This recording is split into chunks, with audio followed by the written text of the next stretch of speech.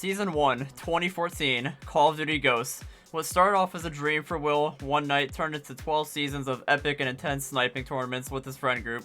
Season 1 was an interesting tournament. 16 players, single elimination, the only tournament to have panic knife kills, and the only tournament to have voice comms recorded, which was a very funny thing for this tournament. Let's go back 10 years and take a look at Season 1, Call of Duty Ghosts. The Trolling Bros. Good times. 2013 to 2014. There was a lot of good players, there were some decent players, and of course there's some bad players. But there were two players in specific that were definitely on top, and those players were Josh and Sam. But wait, Sam unfortunately was not allowed to play Xbox, which left Josh sitting on top alone going into the Season 1 tournament as the clear favorite to win it. And round 1 was underway. Will was still searching for the 16th player in the tournament, possibly someone who could compete with Josh, as there were 15 confirmed players in the tournament. These were all the players that were confirmed in the tournaments, and we had two conferences, which were the ATC and the NTC, and we also had a randomizer to determine the round 1 matchups. This was a single elimination tournament, and this was the 1 of 4 of the single elimination tournaments. And of those players listed below, only a few could compete with Josh, being Will, the player that Josh trained during the years previously in MW3 and BO2, Killer, a very good sniper at the time, Christian, another good player who's getting better at a rapid pace, Eric, and Trayvon. But really, none posed a high threat to Josh aside from maybe Will, who played Ghost a lot and was starting to become a very good player. But everyone was training day in and day out, trying to get better for this tourney. The first match of Season 1 and sniping tournament history was underway. We had an epic thriller coming up, and this was Christian, one of the better players in this tournament, and he would be playing a very good opponent in Eric. This would sadly mean, however, a very good player would be eliminated early on in round 1. The map would be Strike Zone, as there was a randomizer in a lot of the Ghost maps, and it landed on probably the best one, Strike Zone. The game kicked off and Christian found himself dominating early, going up 6-1, but Eric was a very great player and wouldn't go down easily, eventually crawling back into the game and tying it up at 10-10. The mid game would kind of go back and forth, go both ways, but Eric actually did start to pull away, going up 17-13. Christian would, however, fight and come back, and eventually we got to the 1919 game, which is known as a nail biter.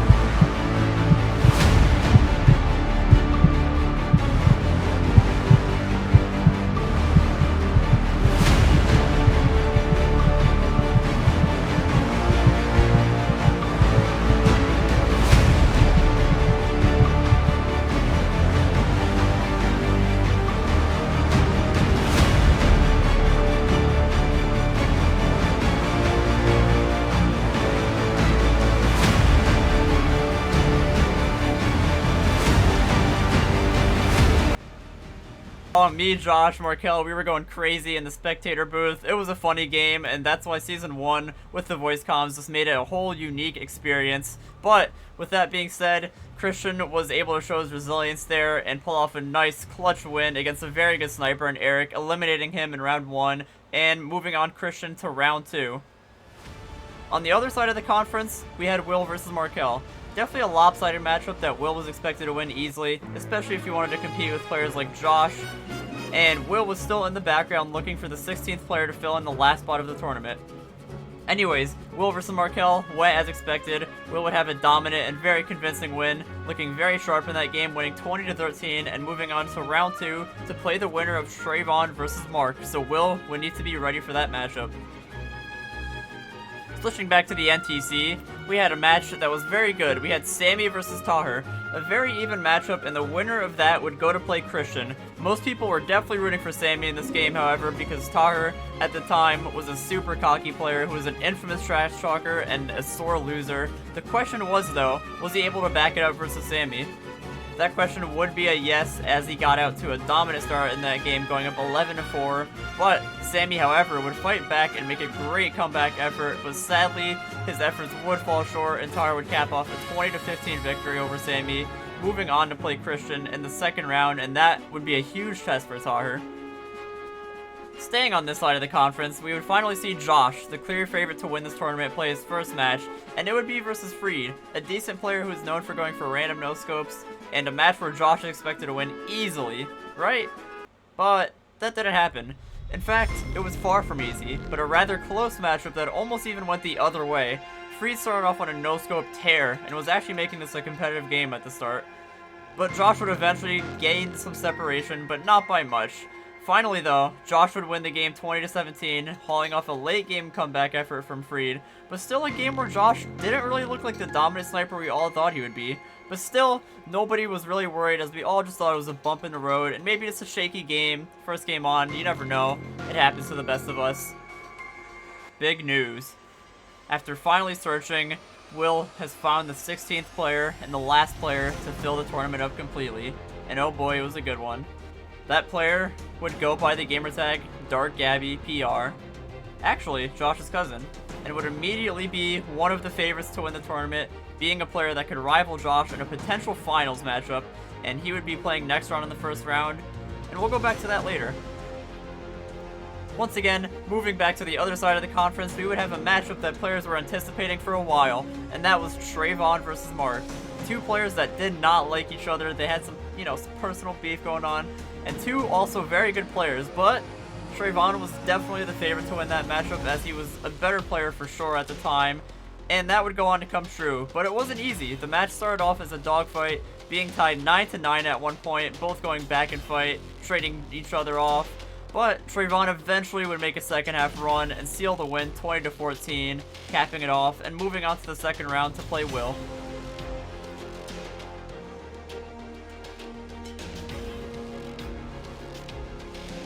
Back to the NTC. After seeing some great talent play, some great matches, some nail-biting games, we would have Craig versus Frosty Steel. Now, I would be lying to you if I said any of these players were good. I'm sorry. Sorry, guys. In fact, these players were, odds-wise, the 14th and 16th best players in the tournament, aka the worst and the third worst players in the tournament. Frosty Steel being the absolute lowest, and Craig being decent at times, and definitely an infamous camper. This match would turn out to be funny, with the two different personalities making this match just as entertaining as any other. Frosty being a loud and funny guy, and chaotic guy, who had the funniest panic knife at the beginning of the game, and Craig didn't say a word the entire match. The match actually started off going back and forth, but Craig eventually found himself going up 14-8, but then Frosty Steel would drop a motivational bar. Please do not say that I am a big dog. If this was a smaller map, I am not a donkey. I'm a war machine. Would this push him to make a comeback? Absolutely not, as he would lose 20-14, but the quote was still legendary nonetheless, and Craig would move on round 2 to play Josh. Moving back to the ATC for the final time around 1, for our last two games, we would have Dark Gabby versus Nextron. A very lopsided match, no one was really excited for this, and it was a match that Dark Gabby was expected to win easily. But, as we did see earlier, with Josh versus Freed, maybe Dark Gabby would struggle, we never know, we never really seen him play that often, but we just knew he was very good from the very few times we saw him play. But that didn't happen. Dark Gabby would go on to dominate this game on Prison Break, looking like the good sniper we knew, easily dominating next round 20-10, and having the best performance of round 1 so far.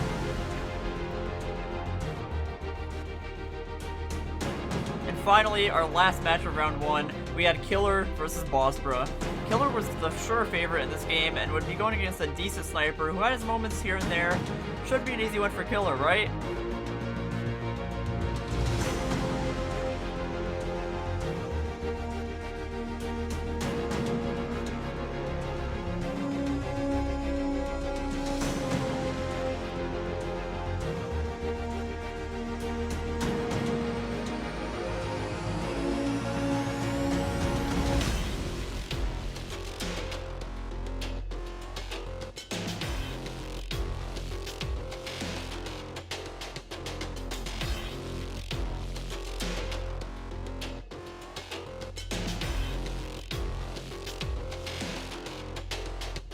An absolute thriller and another nail-biter of a game with some funny rage at the end. Bossbro, honestly, he looked like the better player for a while in that game, but that game went really back and forth and was an amazing end to round 2.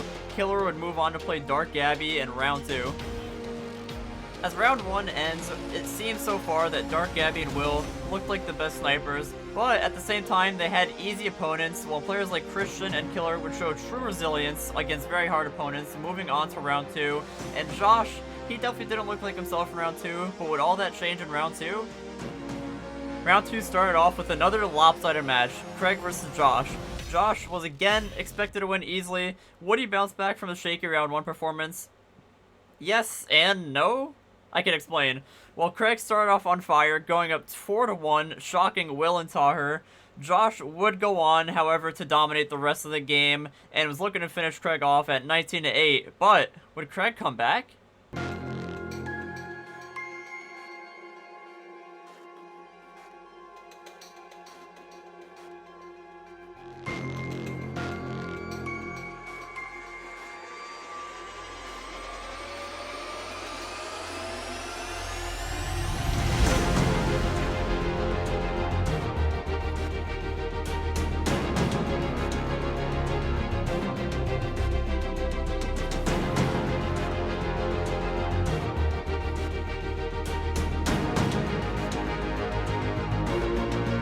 Holy crap.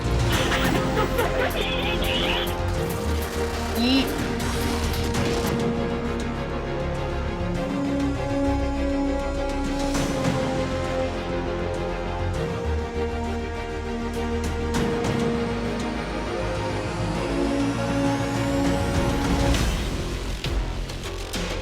Craig had a great run there at the end that, I'm not gonna lie, Taher might have sold Josh out a bit.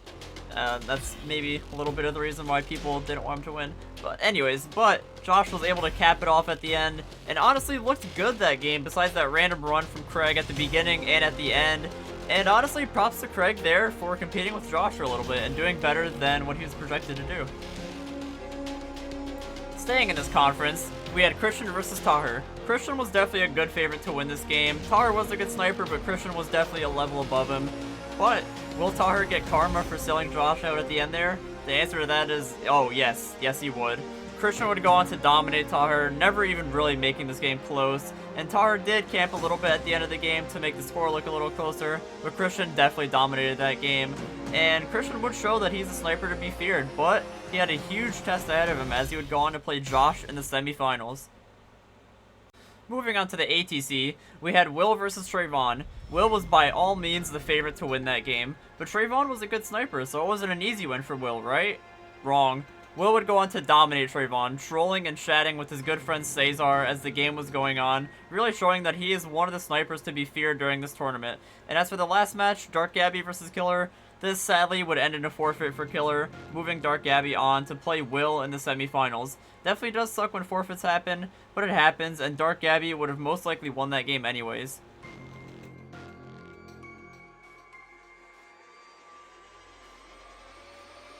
As round 2 ends, we have our final 4, our semifinals. Christian versus Josh, and Will versus Dark Gabby. And so far, this tournament has had some near upsets, nail-biters, funny moments, and really intense games. And players like Christian have looked really good, having the hardest schedule and able to fight through it. And Josh had a nice bounce-back game versus Craig. But the player that has really stood out so far in these matches is Will, having 2 dominant games, one being against not a good opponent, but his win versus Trayvon was definitely an impressive dominant victory against a good opponent, and the match versus Dark Gabby in the semifinals would be a huge test for him. But first, let's go to Christian versus Josh. Josh was definitely the favorite and expected to win this game, as Christian was very good and has fought through a harder schedule, but Josh was still the favorite to win the tourney. But this wouldn't be easy for Josh.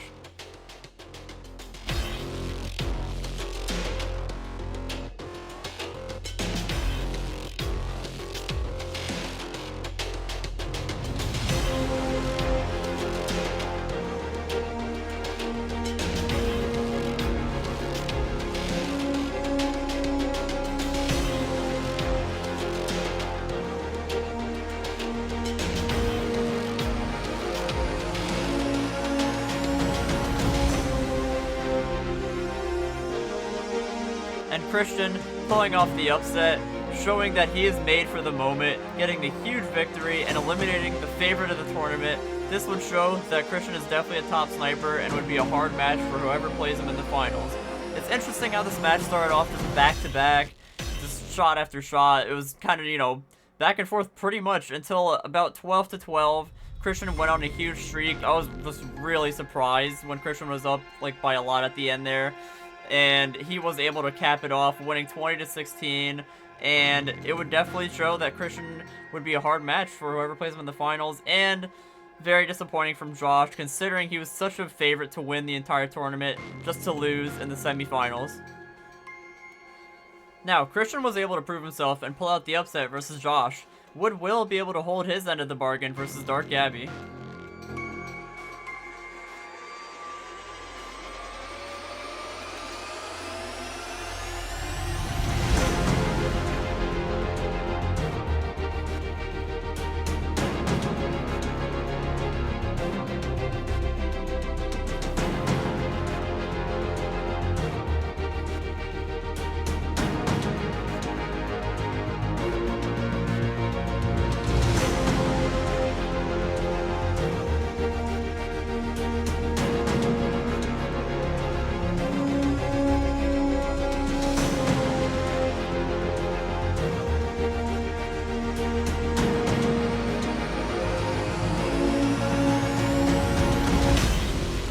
Will not only got an upset win, but completely made Dark Gabby look like an average, maybe even a bad sniper. This would become one of the greatest performances of all time, looking unstoppable and getting the most dominant win of the tournament, 20-6, to move him on to play Christian in the finals. Both Dark Gabby and Josh, the two biggest favorites to win the tournament, were eliminated. Will versus Christian. Looking back now, it's obvious that the two best snipers of all time would play each other in the finals, but at the time it really wasn't seen like that. Will, definitely having a slightly easier schedule than Christian, was able to completely dominate his way to the finals, not even having a close game, and dominating in the semifinals as an underdog. But Christian, who had the 5th highest odds before the tournament of winning the tournament, would prove that he is a top player and that he is among the best with a brutal schedule versus Eric, Taher, and Josh, and fighting his way through all of them to make it here. This would be good. Not really. Will would come out to a dominant start, going up 9-2, but Christian wasn't done yet. Christian would go on a huge run, and eventually the score would be 12-10, but then Will would get back on track.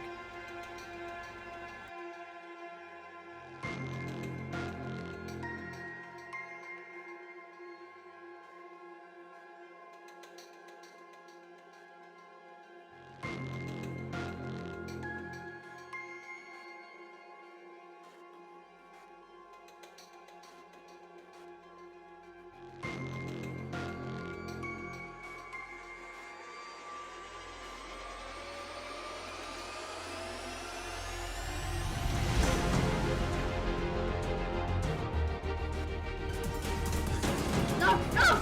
Yes, we're the champions!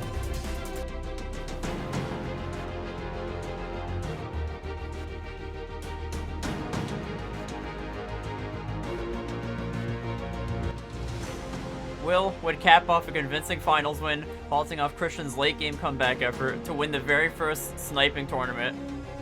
This tournament would show who the true best snipers were, Will and Christian. It was a lovely start into the madness of sniping tournaments, and a great one to remember for the ages. I would like to end this video by giving my final rankings on this season. The best match of this tournament goes to Christian versus Eric in round 1. This matchup was very good, obviously. It was a nail-biting game, it was two really good snipers, and it was high stakes. You can't really ask for much else. The best underdog story of this tournament goes to Christian.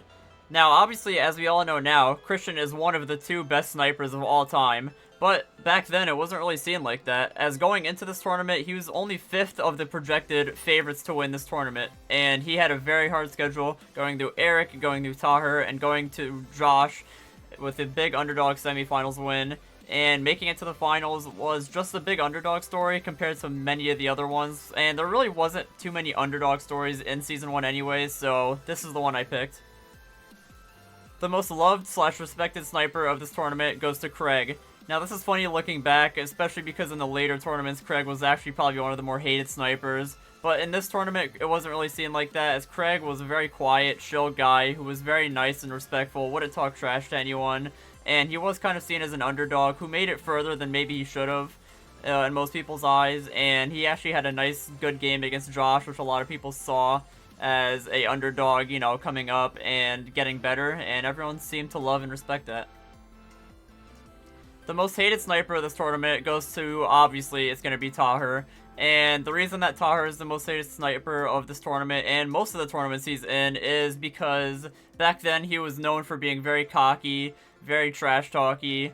Obviously, him giving away Josh against Craig there in that match also probably added to that. And also the fact that he's definitely a sore loser as well when he does lose. All that combined is why people never really rooted for Taher in those old tournaments, and especially in Season 1. The biggest disappointment of the tournament goes to Josh. Now you may be thinking, he did make a semifinals appearance, which isn't really that bad in the grand scheme of things, but the reason that I say he's the biggest disappointment of the tournament is because overall during this tournament, he definitely didn't look very good compared to the preseason rankings. He was the clear favorite going into this tournament, and losing in the semifinals, granting himself 3rd place, is something that definitely he wasn't expecting or hoping for. And yeah, overall in the tournament, he just didn't really look that good against Freed. He struggled in that game and almost lost that, actually. And then Craig, he definitely looked good there, I would say. I'm not going to say he looked bad in that match, but he made it a little closer than it should have been. And obviously losing to Christian in the semifinals compared to, you know, being the favorite of the tournament and expecting to win this tournament is definitely a disappointment. On a competitive scale, meaning 1 being absolute garbage and 10 being pro level, this is an amazing tournament, I would rate this tournament as 7 out of 10. Now, obviously, you have some really good snipers in this tournament, like me and Christian, the 2 best snipers of all time. You have some snipers that lost really early on due to the harsh single elimination tournament, such as Eric and Sammy, and even Mark, losing really early to good snipers, and those are 3 really good snipers as well. You have some snipers that finished middle of the pack, like Killer, like Taher, like Craig, that are also pretty decent snipers, and maybe even good. Like Taher is probably one of the better snipers of all time. And even back then, people like Trayvon, he was one of the better snipers in our group back then. Of course, Josh and Dark Gabby, even though they both finished a little bit disappointing, they're still obviously really good snipers. So overall, I would rate this tournament 7 out of 10 on the competitive scale. Obviously, you had some lower end snipers in the tournament, but that's just how it always is going to be, and that's my final competitive ranking of the tournament. On the fun scale of 1 to 10, I rate this tournament a 9 out of 10. This was definitely one of the most fun tournaments of all time. It was definitely a honeymoon kind of phase, being the first tournament ever. Really fun and easy to set up, as we were all really little kids back then. So super easy to set up, and everything kind of went smoothly. Obviously the voice comms being on added a funny element to it. There was just a lot of really fun things to this tournament, and yeah, that's why I rate it a 9 out of 10. The overall scale of this tournament, I would rank it as a 7 out of 10 and the 6th best tournament of all time. And the reason I say this is because overall, I think it was a very good tournament. We had a lot of good games. There was a lot of funny moments of the tournament. Just a lot of really good overall things about the tournament. But on the bad side, the cons of this tournament, there was a few things it definitely lacked. It didn't really have too many comebacks, if any at all. And in terms of underdog stories, it really had nothing. Me and Christian obviously weren't the 2 favorites going in this tournament, but we were still very good. And midway through the tournament, most people said that I would win it anyways. So it wasn't like I was a huge underdog for this tournament by any means. And those are really things that this tournament lacked. With that being said, it was still a really good tournament overall, in my opinion. It was very fun, especially for the first tournament of all time. Obviously, it's going to have some things that have been improved upon over the years. So with that being said, I think it's the 6th best tournament of all time, and I would rate it a 7 out of 10. And last but not least, my personal favorite moment from this tournament. This has to be Frosty Steel, and he was Golden Blade at the time.